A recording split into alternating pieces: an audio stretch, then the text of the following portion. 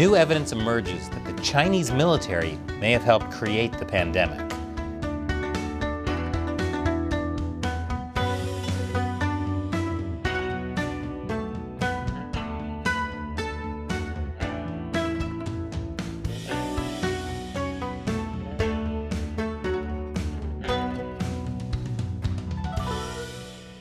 Welcome to China Uncensored. I'm Chris Chappell. Before I begin, help me get the word out about what the Chinese Communist Party is doing. Leave a like and a comment. That helps us with the algorithm so we can get China Uncensored in front of more people.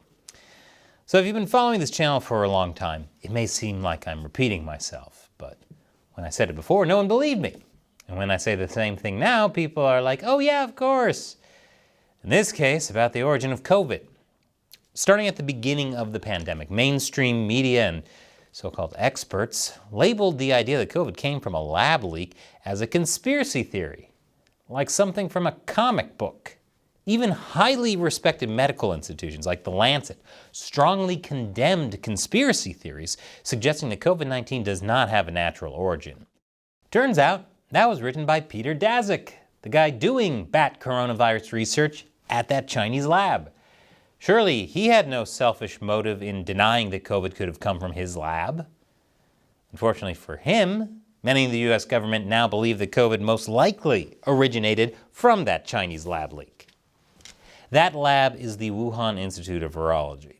Even before the pandemic, the US government was warning about safety issues at the lab. But new evidence has emerged that the Chinese military may have had a direct hand in COVID as part of a bioweapons program. That's based on 3 previously unrevealed U.S. diplomatic cables obtained through a Freedom of Information Act lawsuit against the U.S. State Department. The cables come from the American Institute in Taiwan. That's the U.S.'s unofficial Taiwanese embassy. The cables date back to July and August 2020. They're heavily redacted, as you can see by all these blank places, but the cables show that the U.S. government knew something was up early on. This one says the COVID cover-up came from officials in Beijing, not from local officials as the Communist Party later claimed. It also says Chinese leader Xi Jinping lied about his role in the cover-up. And the cable has this leaked directive from Beijing, ordering total censorship of people talking about COVID. Color me shocked. They can't even stop their directives from leaking and spreading around the globe. But here's where the Chinese military gets involved. This cable talks about Beijing's military-civil fusion in biotech. So in China, there's no such thing as totally private companies.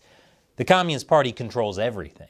And that means any technology a private Chinese company has doesn't really belong to them. It can be taken by the military, the PLA, at any time. That's why the cable probes the PLA's links to biotech labs and companies in Wuhan. Again, it's heavily redacted. But here's where it gets really interesting. The last cable points to cyber evidence of PLA shadow labs at Wuhan Institute of Virology and Bioengineering University. Shadow labs? No wonder they may have had an accident. They're working in the dark. So what were these PLA shadow labs? And how much of a hand did the PLA have in COVID? This Sunday Times investigation has some bombshell revelations. I'll tell you more after the break. Welcome back. According to the Sunday Times, scientists in Wuhan worked alongside the Chinese military to create the world's most deadly coronaviruses. This is based on a review of hundreds of documents, including previously confidential reports, internal memos, scientific papers, email correspondence, and an interview with U.S. State Department investigators. According to those investigators, the work being done at the Wuhan Institute of Virology was done in collaboration with researchers from the Chinese military, which was funding it and, which the investigators say, was pursuing bioweapons. For years, the Chinese military saw potential in using coronaviruses in general as biological weapons. In a 2015 paper written by 18 Chinese military scientists and weapons experts, they wrote that a coronavirus could be artificially manipulated into an emerging human disease virus, then weaponized and unleashed in a way never seen before. Here's what happened. In 2012, the Wuhan Institute of Virology investigated an abandoned copper mine in the Mojiang region in southern China, not to be confused with the Mojang region. which also has huge caves, abandoned mines, and bats. But the Mojiang cave in southern China was being explored years earlier, while the Wuhan lab was working with EcoHealth Alliance's PREDICT program to search for diseases that can be transmitted from animals to humans. In that old copper mine, 6 men clearing out the bat guano were infected by a mystery illness. It caused fever, coughs, and pneumonia. 3 of them died from it.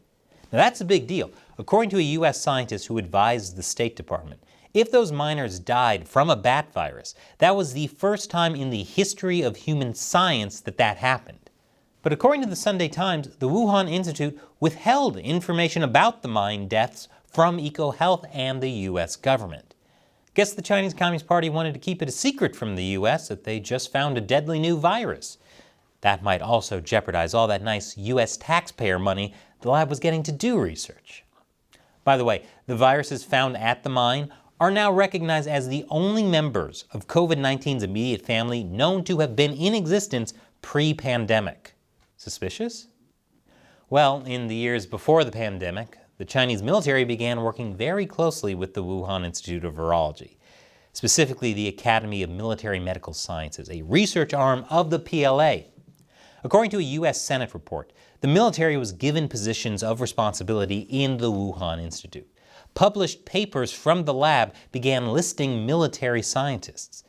The Sunday Times article goes into detail about how Chinese scientists began manipulating the virus they found, injecting it into humanized mice again and again, making it more contagious, more deadly. I'll leave a link to the archived article below if you want to read it for yourself. Now, as far as EcoHealth Alliance, which got U.S. taxpayer money, was concerned, this research was all about understanding coronaviruses in order to prevent the next pandemic. But according to investigators, the Chinese military had a different motivation. They were looking to make vaccines for viruses so they could be used as bioweapons.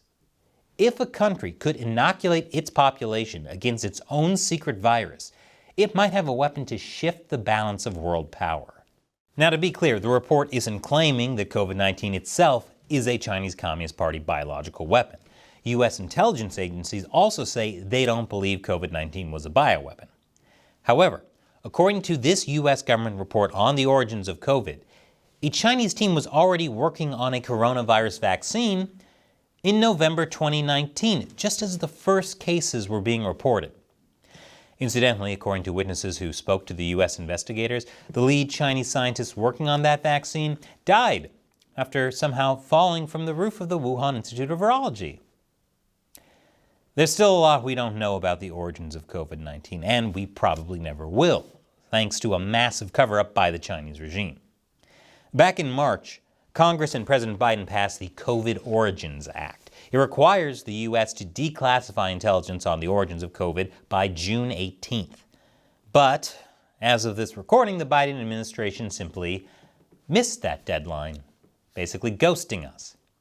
May not be a coincidence that this week, U.S. Secretary of State Antony Blinken is in Beijing trying to repair relations with Chinese leaders. So to sum it up, here's what we know. The Chinese military has been interested in bioweapons for a long time. The Chinese military was involved in the Wuhan Institute of Virology in at least some capacity. The Wuhan Institute was studying coronaviruses from bats. And China was already working on a vaccine for COVID-19 in 2019 before it became a global pandemic. On top of all of that, it is increasingly speculated, but not proven, that COVID-19 leaked from the Wuhan Institute of Virology. Again, I'm not saying COVID-19 was specifically developed as a bioweapon, since at this point, I haven't seen any evidence of that. But we've certainly come a long way from the days of a lab leak being labeled a fringe conspiracy theory. Now, covering the COVID saga has been very difficult on YouTube. For 3 years, I've been saying that COVID could have come from a Chinese lab. But for a lot of that time, YouTube demonetized our episodes, even completely removed them. Still, we kept on reporting, and that's thanks to direct support from viewers like you. Fans I call the China Uncensored 50-cent army, who contribute to the show on Patreon. For as little as $1 an episode, you can ensure we can keep uncensoring China. Check out patreon.com/China Uncensored. You can also set a monthly limit. You'll get a bunch of cool perks, including the ability to ask me questions I'll answer on the show. Today's question comes from some dude. I have a question. I hear Chris say that YouTube secretly unsubscribes people from your channel. What evidence do you have for this, other than people saying that they were?